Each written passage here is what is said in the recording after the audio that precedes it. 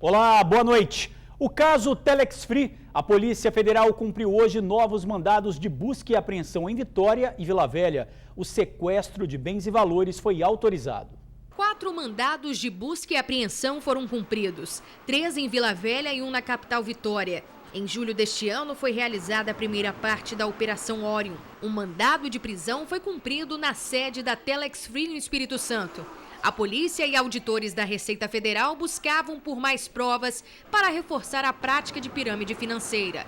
Outros 2 mandados foram executados em endereços ligados a Impactos Comercial, empresa que representa a Telex Free. Proprietários e sócios da empresa foram proibidos de se ausentarem do país, além de terem que comparecer mensalmente à Justiça Federal. Eles também tiveram os bens bloqueados. Estimado que a Telex Free tenha movimentado quase 3 bilhões de reais em todo o Brasil. De acordo com a Polícia Federal, os mandados de busca e apreensão realizados hoje foram expedidos pela primeira Vara Federal Criminal de Vitória. Os policiais foram a endereços de pessoas e empresas ligadas à Telex Free. As investigações começaram em junho de 2013 por suspeita da Telex Free funcionar como pirâmide financeira, já que cada novo membro comprava um pacote que beneficiava em dinheiro outros membros acima do novato. Para que o novo membro lucrasse, ele precisava recrutar novas pessoas para o sistema. Na época, a Telex Free justificou que trabalha como prestadora de serviços de telefonia. Para divulgar o produto, a empresa utilizava um sistema de venda direta e remunerada. O interessado pagava uma taxa para se tornar divulgador e recebia por cada novo membro que recrutava. E tinha que estimular o novato a divulgar e convidar novas pessoas. O capixaba Carlos Vanzeler e o sócio americano James Merrill responderam por 9 acusações, a maioria delas por fraude. Investidores que lucraram com a Telex Free também estão incluídos nas investigações. Homem é detido com 30 quilos de maconha em Vila Velha. Silvio Matos Neto, de 31 anos, foi preso em flagrante. Ele transportava cerca de 30 quilos de maconha em malas que estavam dentro desses 2 carros. A droga veio de São Paulo e seria distribuída em Vila Velha. A apreensão foi feita através de uma denúncia de que um dos carros, estacionado neste posto desativado, localizado na Avenida Resplendor, em Itapuã, era roubado e tinha as placas clonadas. Policiais do Serviço de Inteligência da Polícia Militar, que receberam a denúncia, vieram aqui até o local para checar a veracidade das informações. O carro realmente estava estacionado, mas não havia ninguém por perto. Um cerco foi armado e assim que o dono do veículo chegou para tirar o carro do local, foi detido. No apartamento do jovem, a polícia encontrou mais droga e uma pistola 9mm de fabricação turca. O jovem disse que fazia o trabalho porque devia R$40 mil ao tráfico de drogas. Mas como a família não sabia da atividade legal, o encontro com o pai na delegacia foi difícil. Segundo informação do cidadão detido, a família e o pai dele não sabia desse fato. Aí ao encontrar o pai dele, eles vieram a lágrimas, né? Ficaram bastante emocionados e ele pediu desculpa, o pai dele, pelo fato ocorrido.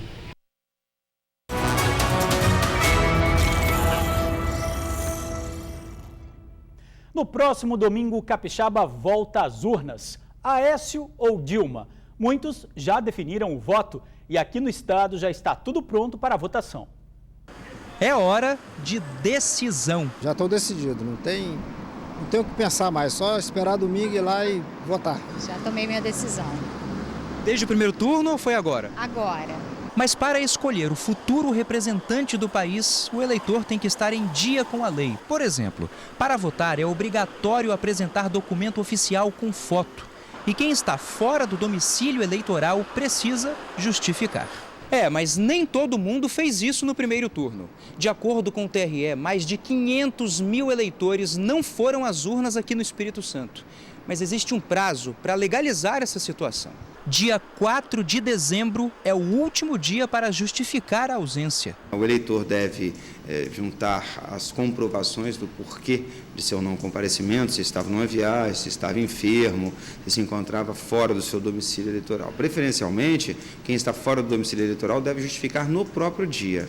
E é claro, existem aquelas regrinhas básicas de comportamento para evitar crimes eleitorais no dia da votação. Não pode fazer campanha eleitoral eleitoral, não se pode dispersar material gráfico em sessões eleitorais. O candidato, bem assim como o seu correligionário e mesmo o próprio eleitor, ele pode comparecer com bottom, ele pode comparecer até com uma bandeira. Ele deve evitar, no entanto, comparecer com vestimenta de candidato, com bonés, com algo que possa levar a crer que aquilo foi adquirido ou, melhor, até ganhado, né, de presente. Isso deve ser evitado. E se você não votou no primeiro turno, não há nenhum impedimento para ir às urnas no segundo. Ela consegue votar no segundo turno e ela tem o prazo de 60 dias a partir de cada um dos turnos para fazer a justificativa por ausência. Olha, se você já sabe o local da sessão, também não precisa levar o título, apenas o documento oficial com foto, identidade ou carteira de trabalho ou carteira de motorista ou até mesmo o passaporte. Uma foto chocou muita gente nas redes sociais essa semana. Um menino de 3 anos segura 2 revólveres e ainda sorri.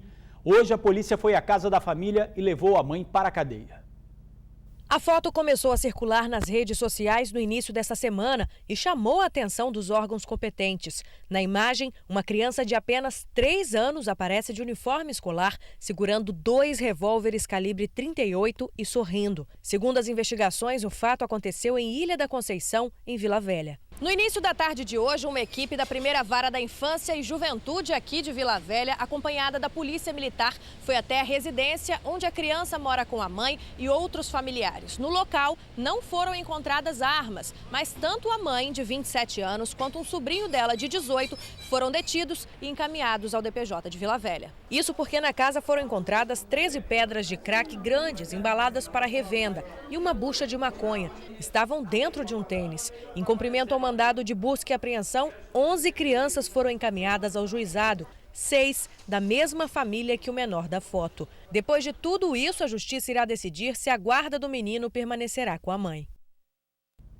Casal é vítima de atentado em Cariacica. O homem foi baleado e morreu na hora. E mais um assassinato na Serra. Samuel de Oliveira Gonçalves, de 16 anos, foi morto com 10 tiros, 7 só na cabeça. Com ele foram encontrados dinheiro que suspeita-se que seja da venda de droga, uma bucha de maconha e um telefone.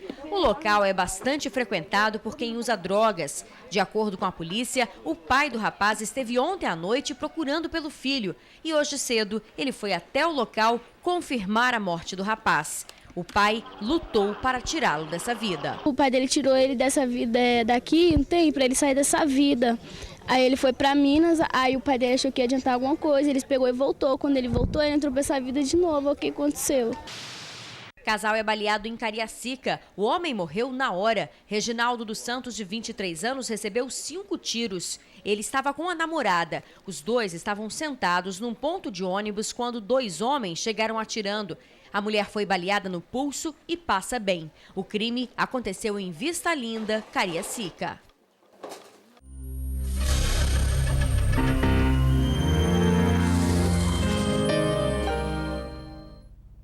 Uma mãe de 3 filhos, 42 anos de idade, dá entrada no hospital para fazer uma cirurgia. Sofre complicações e morre. A família afirma que o intestino dela foi perfurado durante um procedimento. Marido, irmão e filho choram a dor da perda repentina. O filho até tenta, mas não consegue ser forte por muito tempo. Ela falava que eu ia ser um futuro pregador. E eu queria tanto ver ela na minha carreira. Precisa ser amparado pela família. Georginete Santos Barreto, de 42 anos, morreu na noite de ontem no Hospital Antônio Bezerra de Faria, em Vila Velha, após passar 20 dias internada. Essas fotos foram feitas por familiares horas antes da morte da auxiliar de serviços gerais. Ela estava com as pernas e principalmente a barriga bem inchadas. Georginete foi trazida para o hospital, pois precisava ser submetida a uma cirurgia na vesícula. A operação foi feita, mas no Hospital Dório Silva, na Serra. Depois, ela foi trazida para cá novamente para se recuperar. Só que o problema, ao invés de melhorar, se agravou ainda mais. Segundo a família, a auxiliar de serviços gerais morreu por negligência. Eles contam que durante a cirurgia na vesícula, o intestino dela foi perfurado. Só que só descobriram isso 13 dias depois. No caso, ontem. E agora eu tô aí na luta, 3 filhos para sustentar, entendeu? Era tudo para ela, os filhos.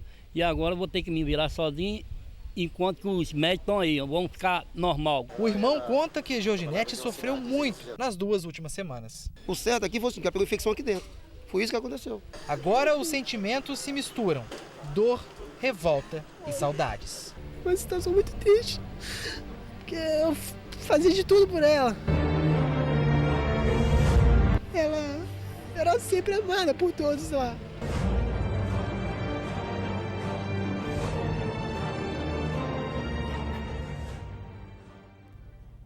E veja o que diz a diretora técnica do hospital.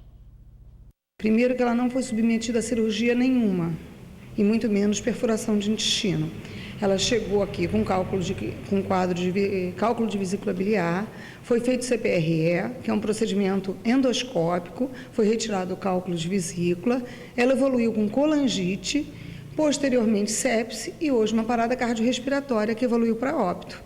Mas em nenhum momento nem foi operada e muito menos perfuração de intestino. Bom, a diretora disse ainda que já conversou com a família. Quem não se lembra da tragédia que foi a chuva no final do ano passado aqui no Espírito Santo, hein? Pois é, o período chuvoso se aproxima e o alerta também, mas a Defesa Civil garante que está mais preparada para enfrentar emergências. Acompanhe. Cibele observa o local onde ficava a casa dela em Joana d'Arc Vitória. Não há nenhum vestígio da residência, apenas as lembranças do dia 22 de dezembro de 2013. No período de fortes chuvas no estado, Cibele e outras 2 moradoras do bairro perderam as casas. As estruturas desabaram, levando sonhos e planos das famílias. Levou projetos, esperança, uma vida que eu estava construindo e desabou, que hoje, graças a Deus, ele está me dando a oportunidade de recomeçar, reconstruir.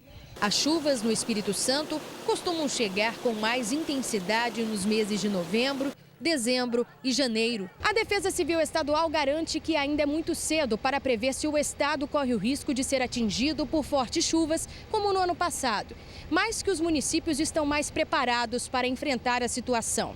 1.200 agentes foram capacitados. 36 cidades receberam kits que vão ajudar nos trabalhos de resgate. E 58 municípios tiveram as áreas de risco mapeadas. O coordenador da Defesa Civil Estadual explica que um radar monitora as condições climáticas e possibilita uma antecipação de atendimento à população. Além disso, as cidades estão mais estruturadas, com equipes treinadas para casos de emergência, e o Corpo de Bombeiros está mais perto dos municípios que no ano passado foram os mais prejudicados. Nós também continuamos com a entrega dos kits de defesa civil. Nós já estamos com 36 municípios que receberam esse kit. O que é composto o kit? O kit é uma caminhonete, um barco com motor, GPS, mobília e computador, para que os municípios estejam mais preparados, as suas defesas civis sejam estruturadas e montadas para atendimento à emergência. O coronel antecipa dicas importantes para se o seu município for alvo de chuvas fortes nos próximos meses. Quem mora próximo a córregos d'água, a rios, que normalmente já alagam, ficar atento com a questão da subida d'água para poder sair de casa e preservar o seu patrimônio. A outra medida é a medida que nos preocupa mais, são as pessoas que moram realmente nos morros. Ficar atento ao terreno, se tiver trincas, rachaduras, árvores inclinando, cercas, muros pendendo, é sinal que está tendo um deslocamento de terra e aí as pessoas têm que evacuar. Bom, que isso fique no passado, né? Olha, mas o Incaper fez um alerta. Há previsão de chuva para esse domingo de moderada a forte, com rajadas de vento e raios para toda a Grande Vitória e outras regiões. Amanhã, sábado, o dia começa com sol em todo o estado. À tarde, previsão de chuva no sul e região serrana, máximas de 33 graus. Morre bebê que caiu da cama dos pais. Ele teve uma lesão cerebral. Especialistas alertam para os cuidados na hora de colocar a criança para dormir. da família começou na noite da última segunda-feira. Luiz Miguel, de apenas 7 meses, brincava na cama dos pais e caiu de cabeça enquanto a mãe se ausentou do quarto. O bebê passou a semana em coma no Hospital Infantil de Vitória e não resistiu ao trauma. Independente da idade da criança, uma queda pode significar mais que um simples trauma. Bater com a cabeça pode significar risco para as crianças, principalmente para os bebês. Especialistas alertam que algumas lesões podem não serem vistas ou percebidas pelos pais. Por isso, em caso de queda, a criança deve ser avaliada por um médico o mais rápido possível. E os sintomas de que algo está errado com seu filho podem aparecer em até 2 dias. Por isso, é bom ficar de olho. Numa queda você pode ter esse trauma na cabeça e também pode ter fraturas. E fraturas às vezes não vista. Às vezes o bebê ele pode ter uma fratura no braço que você vai ver daí 1 mês depois, se ele não chora, se não dá edema. Agora, o trauma no crânio, ele é grave porque ele é evolutivo. Um trauma, uma pancada na cabeça, ela gera um edema no cérebro. E esse edema ele pode ir progredindo com as horas. Então, às vezes, nas primeiras horas de queda, o bebê ou a criança não tem sintoma nenhum. Ela vai desenvolver sintomas, às vezes 6, 12, até 24 horas depois de uma queda. E quem gosta de deixar o bebê dormindo ou brincando na cama deve ficar atento. A sensação de segurança ao utilizar travesseiros como barreiras pode ser traiçoeira. Porque o bebê, ele passa a rolar e ele pode rolar junto com esse travesseiro. A falsa também impressão de que ele vai cair em cima do travesseiro também é uma coisa incerta. O bebê ele pode ir com o travesseiro, a almofada, tudo junto e bater da cabeça contra o chão. Uma alternativa são as grades de segurança para camas existentes no mercado. Se a mãe não tem opção de pôr um berço, se o bebê já passou do tamanho do berço e ele já vai para dormir na caminha, tem que buscar sempre um apoio lateral da cama. Aí existem as grades, existem várias coisas que fazem com que proteja esse bebê de rolar.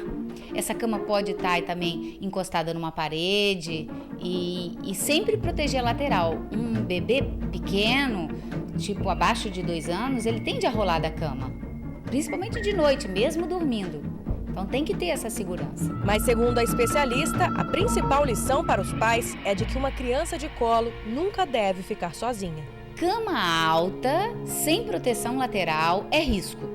Então, tem que usar um bom senso, ter uma imaginação, colchãozinho no chão, ou o próprio berço, ou um lugar mais reto possível, né? Se não tem como ficar do lado vigiando. Todo cuidado é pouco, né? A seguir, Polícia Ambiental apreende meia tonelada de carne clandestina em Santa Teresa. A gente já volta. Meia tonelada de carne clandestina é apreendida em Santa Teresa. A operação foi feita em conjunto entre a Polícia Ambiental, IDAF e Vigilância Sanitária em um estabelecimento comercial da cidade. De acordo com os fiscais, a carne não era inspecionada e estava em péssimas condições de higiene. Tudo foi incinerado. A dona do estabelecimento foi autuada. Para você, uma boa noite e um ótimo fim de semana.